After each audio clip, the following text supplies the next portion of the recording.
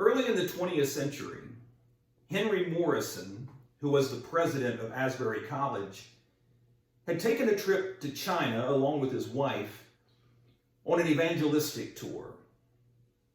After weeks of taxing labor and a demanding schedule, they were at last on board a ship returning home to the United States, exhausted from their work and travels.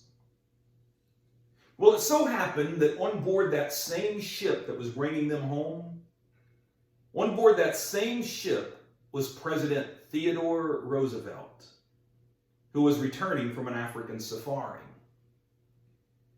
But when the ship entered the harbor, large crowds had gathered along the docks, hoping for just a glimpse of President Roosevelt. Meanwhile, no one was there to welcome home Mr. and Mrs. Morrison. And the contrast was very troubling to Henry Morrison. He felt that they had labored for a much greater cause than President Roosevelt, who simply was returning from hunting wild game. Nevertheless, Morrison was there to make his way through shoulder-to-shoulder crowds that had assembled to welcome home a man who had just returned from hunting elephants. Well, Mrs. Morrison, at that moment, spoke some encouraging words to her husband. She said, "Henry, you have to remember, you aren't home yet."